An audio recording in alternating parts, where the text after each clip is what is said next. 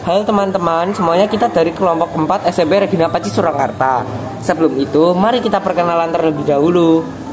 Hai, nama saya Immanuel Sagading dari kelompok 4 nomor absen 14. Nama saya Gabriela Jasmine Padrasena dari kelompok 4 nomor absen 10. Nama saya Roseli Gusan Permatasari dari kelompok 4 nomor absen 25. Nama saya Timotius Yesa dari kelompok 4 absen 29. Halo teman-teman, kami dari kelompok 4 akan menyampaikan beberapa hal yang berkaitan tentang pendidikan bermutu. Isi video kami kali ini meliputi Pancasila untuk pendidikan karakter, nilai spiritualitas, dan kurikulum Kristiani, kebugaran jasmani siswa, dan tanggapan tentang kualitas pendidikan bermutu di zaman sekarang. Selamat menyimak. Saya akan membahas tentang pentingnya aspek penanaman nilai Pancasila untuk pembentukan pendidikan karakter. Semua pendidikan mempunyai tanggung jawab moral untuk penanaman nilai Pancasila sedini mungkin. Hal tersebut disampaikan Mendikbud saat membuka kegiatan peluncuran program penanaman nilai Pancasila sebagai wahana pembangunan watak bangsa atau nation and character building. Kegiatan tersebut sebagai upaya implementasi terhadap penyempurnaan mata pelajaran pendidikan Pancasila dan kewarganegaraan atau PPKN. Mata pelajaran PPKN dinilai hanya sebagai mata pelajaran semata, bukan sebagai pembentukan nilai atau karakter Pancasila. Sikap itu dibentuk melalui penanaman nilai. Ada 3 bentuk problematika nilai. Yang pertama adalah kebenaran. Hal tersebut menjadi wilayah logika antara benar atau salah. Yang kedua adalah baik atau buruk. Hal ini dilihat berdasarkan etika atau tingkah laku. Lalu yang terakhir adalah keindahan. Ini meliputi aspek estetika, ujar Mendikbud. Kepala Badan Pembinaan Ideologi Pancasila atau BPIP, Haryono mengungkapkan dalam diskusi mengenai strategi pembudayaan Pancasila sebagai falsafah dan ideologi bangsa. Menurutnya, pendidikan Pancasila bukan hanya tanggung jawab guru Pancasila saja, melainkan tanggung jawab semua warga Indonesia.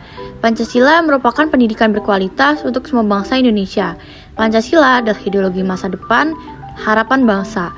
Kerugian terbesar menjadi seorang warga negara adalah bukan hilangnya kekayaan ekonomi, bukan matinya para pahlawan bangsa, tapi hilangnya karakter manusia Nusantara yang memiliki mental merdeka.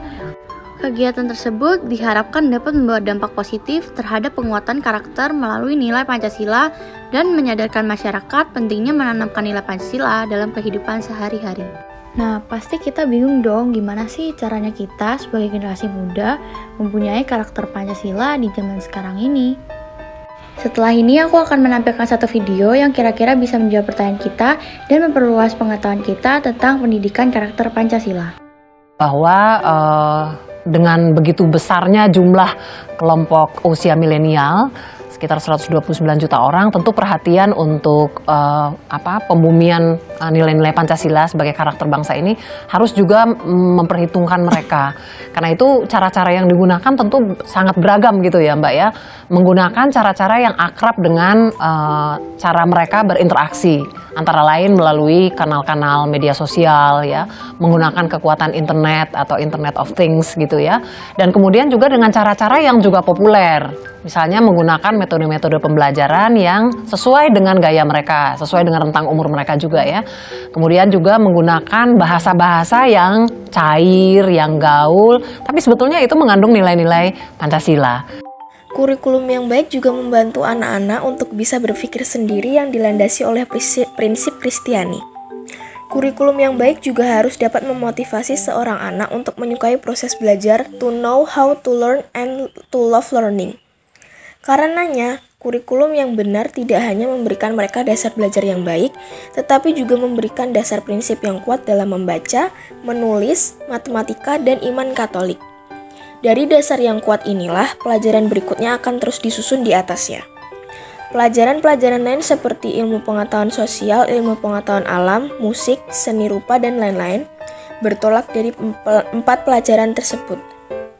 Selanjutnya adalah penting bahwa dalam menyampaikan mata pelajaran, para guru menyampaikan nilai-nilai iman Kristiani sehubungan dengan mata pelajaran tersebut.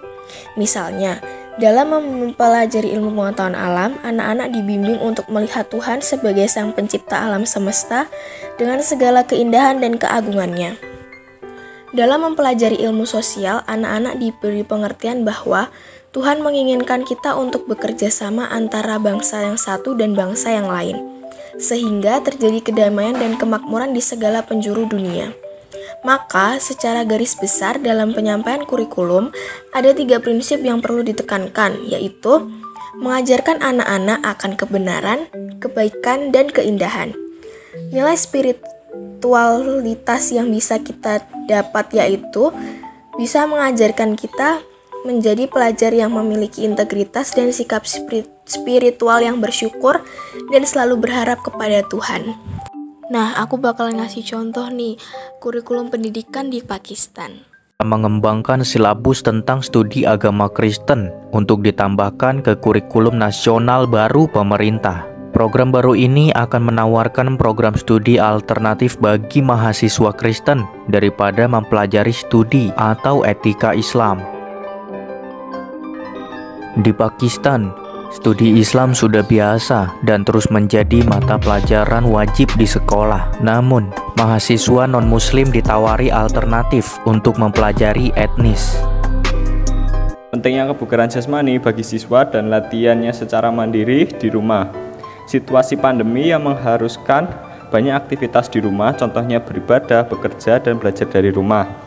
Aktivitas yang rumah sentris menyebabkan pengurangan kerja faal jasmani yang dapat menyebabkan penumpukan energi di dalam tubuh.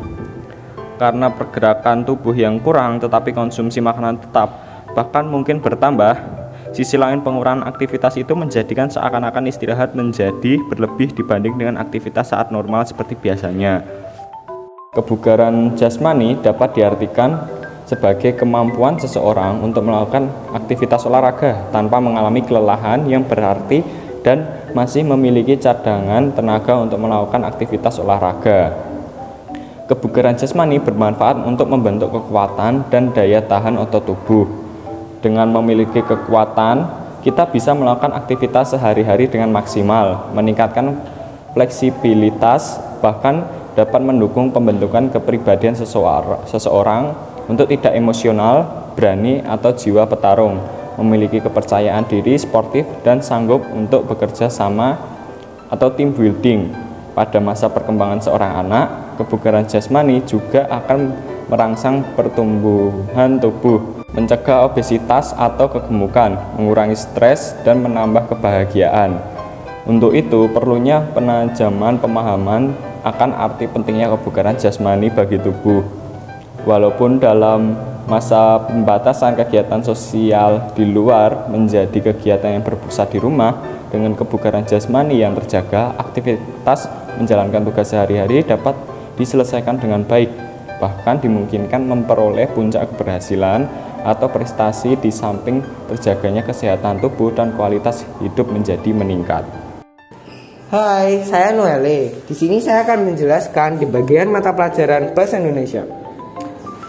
Pendidikan bermutu adalah pendidikan di suatu negara yang memiliki peran penting untuk pembangunan bangsa. Pendidikan merupakan pembelajaran, pengetahuan, keterampilan, dan kebiasaan sekelompok orang yang diturunkan dari satu generasi ke generasi berikutnya melalui pengajaran, pelatihan, atau penelitian.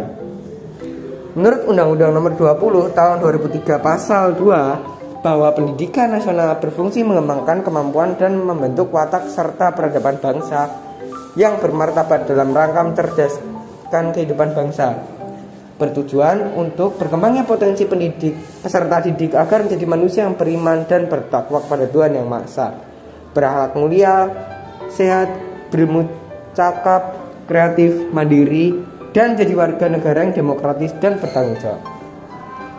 Dalam hal itulah yang menyebabkan rendahnya mutu pendidikan yang menghambat penyediaan sumber daya manusia di Indonesia. Ada beberapa faktor yang menyebabkan kualitas pendidikan di Indonesia masih rendah. Salah satu faktornya adalah kualitas pengajar yang masih kurang. Pengajar di Indonesia masih kurang karena lemahnya para pendidik dalam menggali potensi murid. Kemudian, gaji guru di Indonesia tergolong rendah sehingga banyak orang yang tidak memiliki cita-cita menjadi guru. Padahal profesi guru sangat diperlukan untuk semua negara agar dapat mendidik siswa dan siswi untuk menghasilkan sumber daya manusia yang besar dan baik. Nah, sekarang aku bakal kasih unjuk suasana pendidikan di daerah pedalaman nih. Kira-kira di sana lebih maju daripada di perkotaan atau malah lebih sederhana ya?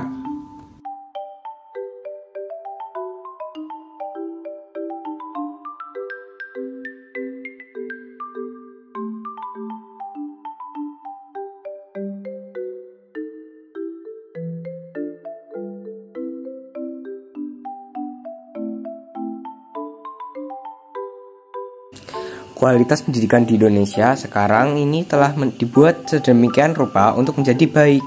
Tapi sarana prasarana pendidikan belum memadai, dana pemerintah tidak tersalurkan sepenuhnya di seluruh daerah di Indonesia, terutama yang di pelosok. Beberapa sekolah besar di Indonesia telah memanfaatkan teknologi dengan tepat guna. Kualitas pendidikan yang baik tidak memastikan nasib Indonesia ke depannya apabila SDM yang tidak dapat berpikir kreatif dan inovatif. Pendidikan bermutu adalah suatu pandangan yang didasarkan pada filosofi mutu, yaitu pandangan baru tentang pendidikan bermutu umumnya dan manajemennya. Pandangan atau konsep baru ini dapat disebut sebagai suatu reformasi manajemen pendidikan. Pandangan atau konsep baru ini kelihatan berorientasi pada filosofi mutu pendidikan bermutu, mulai dari diri sendiri.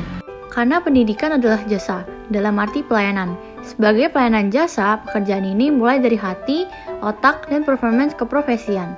Jabaran dari penampilan tersebut hendaknya mulai dari keramahan, kelembutan, kesabaran, sederhana, terbuka, jujur, adil, rendah hati, arif, objektif, disiplin, komunikatif, dan menjadi milik semua peserta didik. Terampil menguasai kelas, terampil mengelola diskusi kecil, terampil memberikan contoh, terampil mendampingi diskusi kelas, terampil merangkum pokok bahasan, terampil menutup pembelajaran, dan objektif menilai hasil pembelajaran. Salah satu cara yang harus dilakukan bangsa Indonesia agar tidak semakin ketinggalan dengan negara-negara lain adalah dengan meningkatkan kualitas pendidikannya terlebih dahulu. Dengan meningkatnya kualitas pendidikan akan mengakibatkan sumber daya manusia yang terlahir semakin baik mutunya dan mampu membawa bangsa ini bersaing secara sehat dalam segala bidang di dunia internasional. Mengubah sistem-sistem sosial yang berkaitan dengan sistem pendidikan juga perlu dilakukan. Sistem pendidikan sangat berkaitan dengan sistem ekonomi. Menyangkut perihal pembiayaan seperti rendahnya sarana fisik, kesejahteraan guru, dan mahalnya biaya pendidikan, berarti menuntut juga perubahan sistem ekonomi yang ada. Indonesia sudah ketinggalan di pendidikan dengan negara lain. Jadi pemerintah harus lebih bertanggung jawab dengan pendidikan generasi muda, agar lebih fokus dan bisa mencapai cita-cita dengan baik. Nah, setelah mendengar penjelasan dari kelompok kami, menurut kalian gimana nih? Bermanfaat kan? Itu aja yang bisa kami sampaikan. Jika ada salah kata, kami mohon maaf. Kami ucapkan terima kasih. Terima kasih teman-teman sudah menonton dan menyimak video dari kelompok kami. Jangan lupa untuk like, share, dan subscribe ya.